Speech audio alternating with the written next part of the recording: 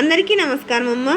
ఈరోజు మనం తెలుసుకుంటున్న అంశం ఏంటంటే 6వ తరగతి తెలుగు FA4కు సంబంధించిన 2024-25 విద్యా సంవత్సరానికి సంబంధించి 6th class modal question paper అమ్మ. ఇది ముందుగా రోమన్ 1లో అవగాహన ప్రతిస్పందనలో 1వ ఆ క్రింది పేరాను చదివి ప్రశ్నలకు జవాబులు రాయండి అని ఇస్తారు. క్వశ్చన్ నెంబర్ 1 అంటే ఈ పేరాగ్రాఫ్ ఒకటి ఇస్తారు మనకి. పేరాగ్రాఫ్ని స్క్రీన్ షాట్ తీసుకోండి అమ్మ. పేరాగ్రాఫ్ ఇచ్చిన తర్వాత దీనికి సంబంధించి 4 ప్రశ్నలు అనేది మనకు ఇస్తారు. ఈ ప్రశ్నలకు సమాధానాలు పైన పేరాగ్రాఫ్లోనే ఉంటాయి. అర్థమవుతుందా? మీరు ఈ ప్రశ్నలు సమాధానాలను ఈ పేరాగ్రాఫ్లో వెతికి క్వశ్చన్ నెంబర్ వేసి ఆన్సర్ రాయాల.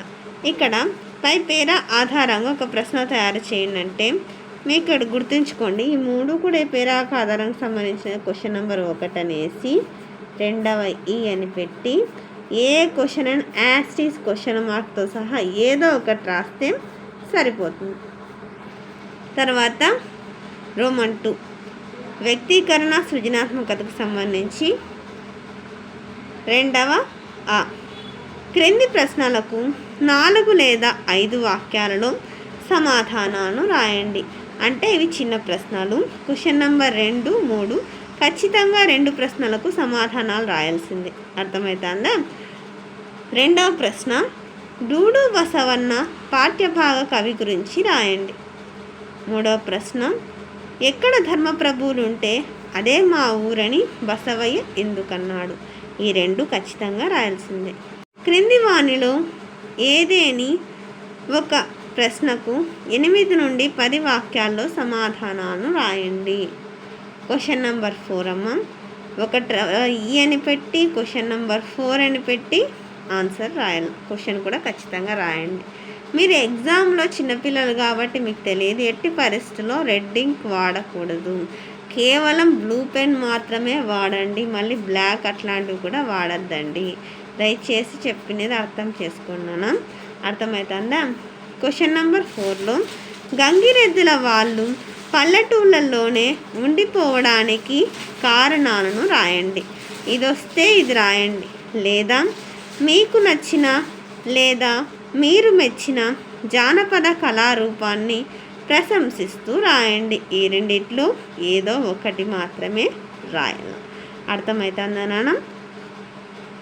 మీరు బాగా ప్రిపేర్ కంటే 1వ ఈలో క్వశ్చన్ నెంబర్ 4లో 2 ఇస్తారు పెద్ద ప్రశ్నలు, దాంట్లో 1 రాయాల.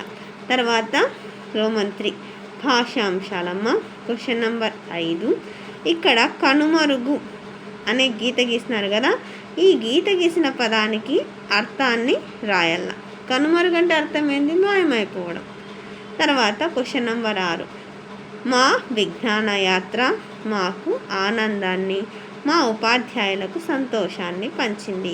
ఇక్కడ ఆనందం, సంతోషాన్ని, ఆనందం అనేటువంటివి సమానార్థక పదాలు. నేను ఇక్కడ అండర్లైన్ చేస్తున్నాను. మీరు ఇక్కడ క్వశ్చన్ నెంబర్ 5 అని పెట్టి కనుమరుగంటే అర్థం ఏంది? మాయమైపోవడం అని రాయాలం. సమానార్థక పదాలు క్వశ్చన్ నెంబర్ 6 అని పెట్టి ఆనందాన్ని, సంతోషాన్ని అని రాయాలం. తర్వాత జాతీయోద్యమం విడదీసేలా, జాతీయ ప్లస్ ఉద్యమం అని క్వశ్చన్ నెంబర్ 7 వేసి ఆన్సర్ రాయాల. ఇది మోడల్ క్వశ్చన్ పేపర్ నాన్న. అర్థమవుతుంది. తర్వాత క్వశ్చన్ నెంబర్ 8 నువ్వు ఇంటికి వెళ్ళవచ్చు. ఇదే రకమైన వాక్యం అనుమదార్థక వాక్యం. పర్మిషన్ ఇస్తాను, అవునా కదా? ఇది అనుమదార్థక వాక్యం. క్వశ్చన్ నెంబర్ 8 అని పెట్టి అనుమదార్థక వాక్యం అని రాయాల. అందరికీ ధన్యవాదాలమ్మా. ఇంకా మా ఛానల్ సబ్స్క్రైబ్ చేసుకున్న వాళ్ళు ఎవరంటే దయచేసి సబ్స్క్రైబ్ చేసుకొని లైక్ చేసి షేర్ చేసి మీ ఫ్రెండ్స్కు రిలేటివ్స్ అందరికీ సబ్స్క్రైబ్ చేసుకోమని చెప్పండి. నా ఛానల్ని సబ్స్క్రైబ్ చేసుకొని ప్రత్యక్షంగా పరోక్షంగా సపోర్ట్ చేస్తున్న వాళ్ళందరికీ పేరు పేరున ప్రత్యేకమైన హృదయపూర్వక ధన్యవాదములు. అందరికీ ధన్యవాదాలు. దయచేసి వీడియోని మాత్రం స్కిప్ చేయండి.